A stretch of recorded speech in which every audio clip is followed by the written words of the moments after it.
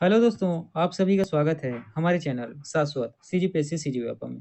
देखिए, हम लोग करने वाले हैं आपके जो इम्पोर्टेंट करंट अफेयर्स है उसको, ठीक है। और ये मेरे ख्याल से करंट अफेयर्स का हमारा जो है पांचवा क्लास है ना। करंट अफेयर्स का आप कौन सा तो पांचवा क्लास है। और याद रखिएगा, हमारी करंट अफेयर की क्लासेज जो है छोटी होती हैं, जितनी इंपॉर्टेंट चीज़ें वही चीज़ें मैं कोशिश करता हूँ कवर करूँ, क्योंकि बेमतलब का बहुत सारा फालतू की चीज़ पढ़ना जरूरी नहीं है, ठीक है। जितनी इंपॉर्टेंट चीज़ें हैं और जो ऑथेंटिक आपका सोर्स है वहाँ से सारी चीज़ों को मेरे द्वारा लिया गया है, ठीक है। तो कम पढ़िए, अच्छा पढ़िए, और करंट अफेयर को लगभग मैं पूरा ही करा दूंगा, ठीक है। आपको टेंशन लेने की जरूरत नहीं करंट अफेयर के लिए, ठीक।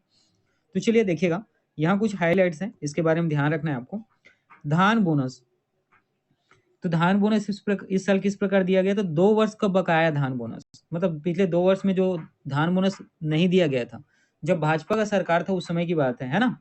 तो 2 वर्ष का बकाया जो धान बोनस बचा हुआ था इनका, उनको किसानों को दिया गया। और कितना दिया गया? तो याद रखिएगा, कुल 37-16 करोड़ रुपए, है ना। कितना? तो 37-16 करोड़ रुपए, मतलब ठीक है। जो 2 वर्ष का बकाया धान बोनस था उसके साथ कुल कितना रुपए इन्हें दिया गया? तो 3,716 करोड़ रुपए। याद रखना है ना, अमाउंट डायरेक्ट पूछा जाएगा पेपर में। और उसके बाद देखिए, अधिक समर्थन मूल्य। अब देखो, किसान जो धान बेच रहे हैं ना, उनको धान में याद रखिएगा 3100 रुपये प्रति क्विंटल की दर से प्रति एकड़ 21 क्विंटल धान खरीदा गया, ठीक। आप क्या करते हैं? ठीक, धान की बुआई करते हैं, धान की मिसाई करने के बाद धान को जब आप बेचने जाते हैं, तो किसान जब बेचता है तो उनको 3100 रुपये प्रति क्विंटल, ठीक है, प्रति क्विंटल 3100 रुपये की दर से। और प्रति एकड़, हर एकड़ में कितना? 21 क्विंटल वो क्या कर सकता है, ठीक है। 21 क्विंटल वो 21, है ना, क्विंटल वो क्या कर सकता है? धान बेच सकता है, ठीक है। ये भी आपको याद रखना है कि 3100 रुपये प्रति क्विंटल की दर से प्रति एकड़, है ना, 21 क्विंटल धान क्या था? सरकार द्वारा खरीदा गया है, या ऐसा कहें किसान के द्वारा बेचा गया है, ठीक। उसी प्रकार महतारी वंदना योजना में देखिए, जो 1,000 रुपये प्रति माह महिलाओं को प्रदान किया जा रहा है, उसमें 70 लाख महिलाओं को प्रति माह 1,000 की दर से 12 महीने की प्रति वर्ष 1,200 रुपये की आर्थिक सहायता प्रदान की जाएगी, ये बोला गया है, ठीक। ये पूरा साल भर का है ना। कितना महिलाओं की संख्या? तो 70 लाख, याद रखना है, ठीक है। 70 लाख महिलाओं को ये प्रदान किया जा रहा है। देखिए यहाँ पर याद रखिएगा, जो तेंदु संग्रहण है ना, तेंदुपत्ता का जो क्या करते हैं, ठीक है। एक मिनट, है ना। देखिए, आदिवासी क्षेत्र में वो लोग करते क्या है, तो याद रखिएगा, तेंदुपत्ता का संग्रहण करते हैं, ठीक। और तेंदुपत्ता से बहुत सारे जो उत्पाद है, ठीक है, और कुछ चीजें जो बनती हैं, तो ये क्या करते हैं? सरकार को बेचते हैं। तो तेंदुपत्ता संग्रहण की दर पहले कितना था? 4,000 रुपये प्रति मानक बोरा, है ना।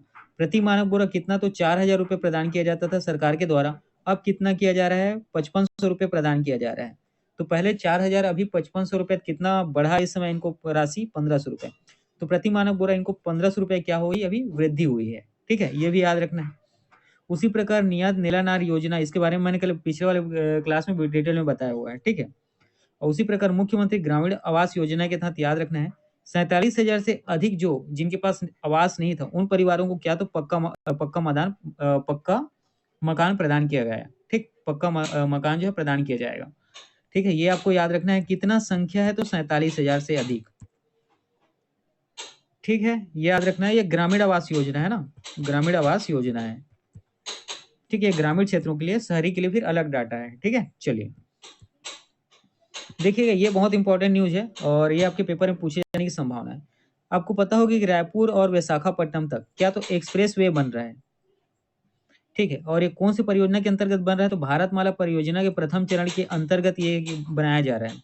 कहाँ से? तो रायपुर से विशाखापट्टनम तक क्या एक्सप्रेस वे बनाया जा रहा है, मतलब रोड बनाया जा रहा है, ठीक है। और रायपुर के कहाँ से? तो अभनपुर से लेकर विशाखापट्टनम के साबावरम तक कुल कितना किलोमीटर निर्माण किया जाएगा? सड़क तो 464 किलोमीटर, ठीक है।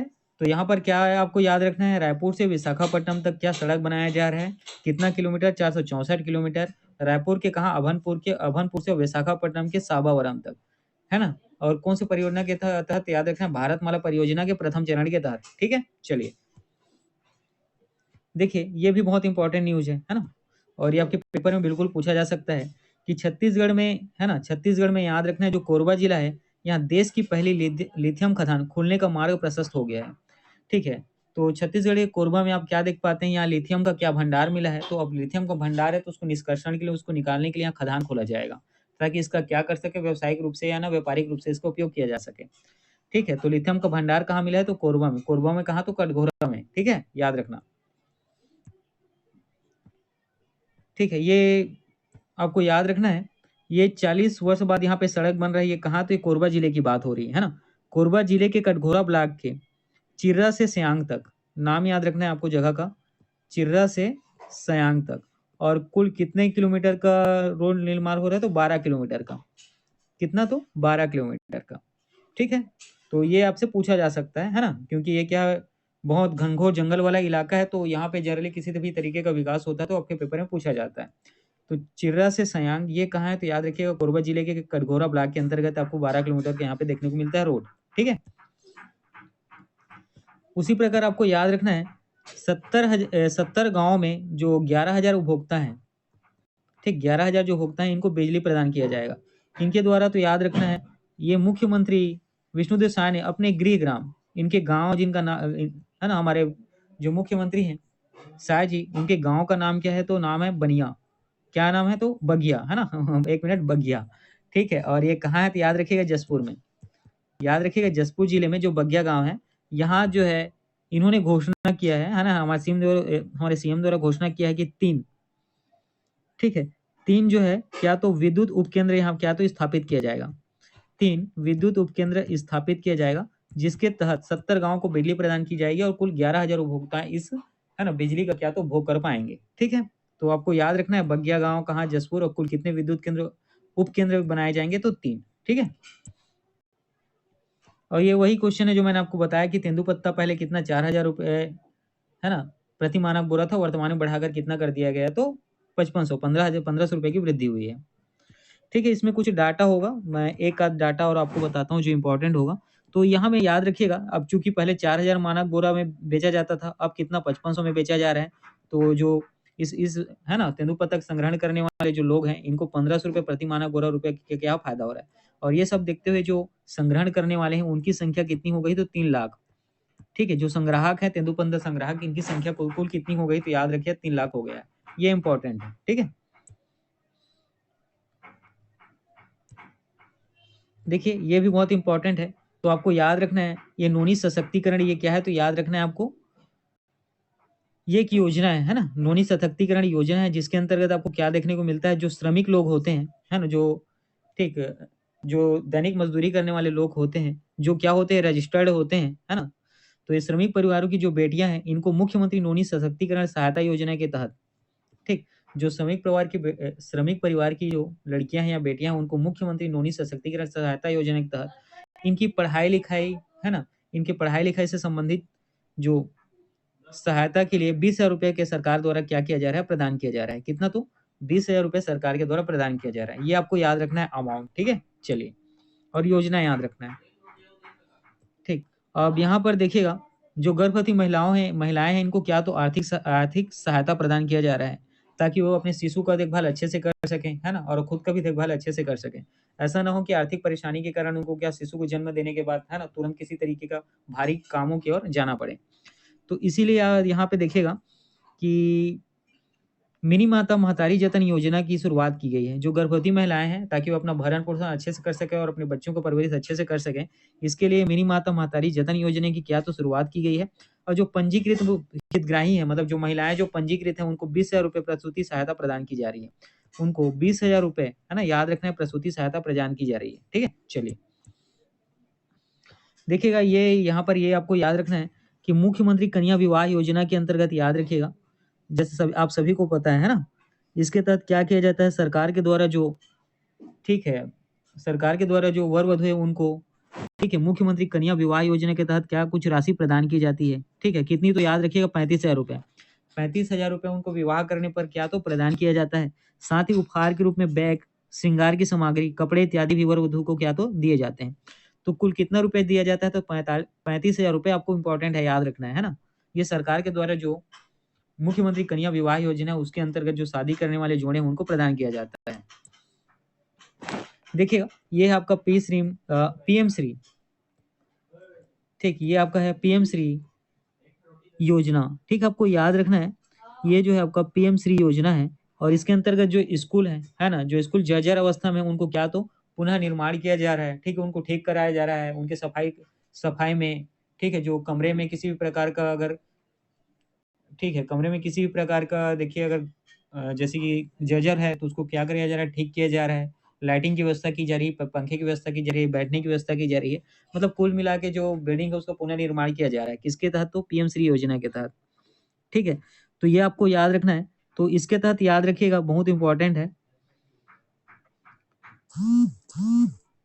ठीक है, इसके तहत आपको क्या याद रखना है, देखिए इसमें कुछ इंपॉर्टेंट चीजें मैं आपको बताता हूँ। जैसे देखिए इसके दूसरे चरण में, ठीक है, इसमें एक्चुअल में क्या है कि पहले चरण, दूसरा, तीसरा चरण में कुछ स्कूलों को सिलेक्ट किया जा रहा है कि 47 स्कूल को अच्छे से बनाना है ना, पुनर्निर्माण करना है, कि 50 स्कूल को। तो यहाँ दूसरे चरण में आपको याद रखिएगा 52 स्कूल को क्या किया जा रहा है, पुनर्निर्माण का काम किया जा रहा है दूसरे चरण में। ठीक है, ये आपको याद रखना है। उसी प्रकार यहाँ पे आपको क्या देखने को मिलता है, पहले चरण में कितना था, तो पहले चरण में 211 स्कूलों का पुनर्निर्माण किया गया था। कितना? तो 211 स्कूल का। दूसरे चरण में कितना? तो 52 स्कूल का। ठीक है, और तीसरे चरण के अंतर्गत आपको याद रखना है, तीसरे चरण के अंतर्गत कुल 78 स्कूल का क्या तो पुनर्निर्माण किया जाएगा। किसके तहत? तो पीएम श्री, ठीक है, योजना के तहत। ठीक है, अब देखिए ये है ना, बहुत इंपॉर्टेंट है कि रायपुर विशाखापट्टनम क्या होगा, रोड बनेगा, रोड के माध्यम से आप क्या करेंगे, यहाँ जा पाएंगे। और आपको याद रखना है कुल देरी कितनी तय करना है, 464 किलोमीटर करना है। और 20,000 करोड़ की सड़क से बंदरगाह से जुड़ेगा छत्तीसगढ़।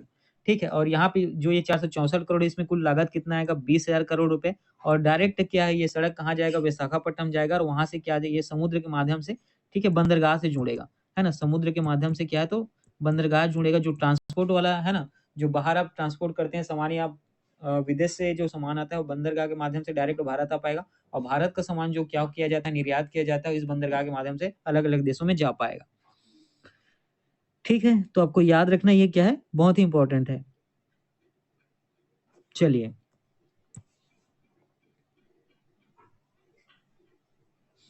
ठीक है, और यहाँ पे कुछ चीजें याद रखना, जैसे ये डाटा, क्योंकि ये रोड अगर बन जाता है, ये रोड अगर बन जाता है तो याद रखिएगा जो विशाखापट्टनम बंदरगाह की दूरी है, ये 13 घंटे से कम होकर कितना हो जाएगा, 7-8 घंटे हो जाएगा। 7-8 घंटे हो जाएगा, ये आपको याद रखना है। और कुछ इंपॉर्टेंट चीजें, हाँ, याद रखना है कि हमारे छत्तीसगढ़ के 4 जिलों से होकर गुजरेगा। हमारे छत्तीसगढ़ की ये कितने तो 4 जिलों से होकर गुजरेगा। एक तो आपको याद रखना है रायपुर का। ठीक है, एक याद रखना है आपको, कौन सा, रायपुर का। और रायपुर के बाद आपको दूसरा याद रखना है धमतरी का। ठीक है, रायपुर के बाद धमतरी का, धमतरी के बाद आपको याद रखना है कांकेर का। और कांकेर के बाद है कोंडागांव। ठीक है, कोंडागांव, इन चारों जिलों से होकर ये क्या है तो गुजरेगा। ठीक है, बस्तर याद रखना है, कोंडागांव, जगदलपुर। ठीक है, इतनी चीजें क्लियर हुई। और याद रखिएगा इस घाटी से जब जाओगे एक्सप्रेसवे बनेगा तो इसमें प्रदेश का पहला सुरंग भी बनेगा, है ना। चलिए उसको देखते हैं।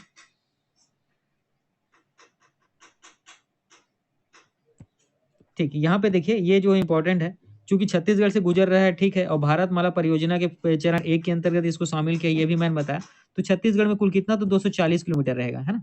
छत्तीसगढ़ में कुल कितना तो 240 किलोमीटर, जो मैंने आपको 4 जिला बताया, उन चारों जिले से होकर ये गुजरेगा। ठीक है, उसके बाद याद रखिएगा इसी रोड पे है ना, इसी एक्सप्रेस वे केसकल घाटी में, ठीक है, प्रदेश का पहली सुरंग बनाया गया है, प्रदेश का पहला सुरंग बनाया गया है। और ये कुल कितने किलोमीटर का रहेगा, तो 2.8 किलोमीटर का लंबा सुरंग रहेगा।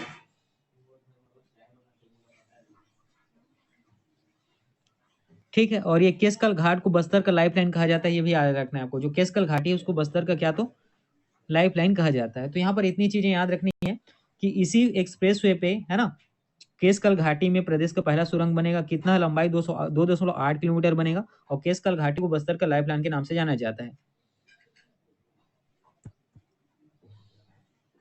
ठीक, यहाँ पर कुछ इंपॉर्टेंट चीजें हैं, जैसे देखिएगा यहाँ पे।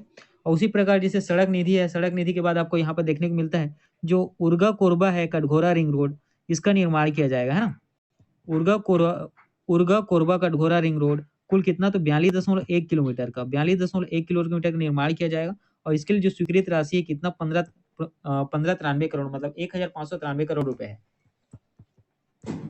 इतने के लागत से उर्गा कोरबा कटघोरा रिंग रोड को क्या किया जाएगा, निर्माण किया जाएगा। उसी प्रकार बसना से सारंगढ़, ठीक है, उसी प्रकार बसना से सारंगढ़, इस रोड को बनाया जाएगा। इसकी कुल किलोमीटर कितनी है, 33 किलोमीटर है। और कुल कितना खर्च आएगा इसमें, 490 करोड़ रुपए। कुल कितना खर्च आएगा इसमें, 490 करोड़ रुपए। इंपॉर्टेंट है, ठीक है, यहाँ तक हो गया। अब चलिए इसी में अब आप देखिएगा और अलग, कि सारंगढ़ से रायगढ़ का भी रोड बनाया जाएगा, है ना। सारंगढ़ से रायगढ़ रोड भी बनाया जाएगा। और ये कुल कितनी दूरी बनाया जाएगा, 56 किलोमीटर बनाया जाएगा। और इसमें कितना खर्च आएगा, 825 करोड़ रुपए। ठीक है। उसी प्रकार यहाँ पे आप देखेंगे रायपुर से लखनऊ दोनों इकोनॉमिक कॉरिडोर बनेगा, कुल कितना तो 105 किलोमीटर रहेगा और 6300 करोड़ रुपए इसमें खर्च आएगा। ठीक है, तो ये आपको याद रखना है ना। Korba Urga Katghora ring road 42.1 kilometre 1593 crore रुपए। बसना से सारंगगढ़ 33 किलोमीटर 490 करोड़ रुपए। सारंगगढ़ से रायगढ़ 56 किलोमीटर 825 करोड़ रुपए और रायपुर से लखनऊ दोना इकोनॉमिक कॉरिडोर 105 किलोमीटर 6300 करोड़ रुपए। ठीक है,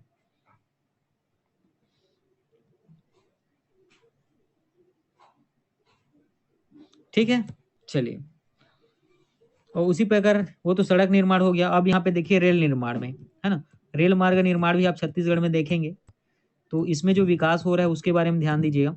तो यहाँ पर याद रखिए कोरबा अंबिकापुर, है ना, कोरबा से लेके कहाँ तो अंबिकापुर, और गढ़चिरौली से, है ना, गढ़चिरौली कांकेर से कहाँ तो बीजापुर।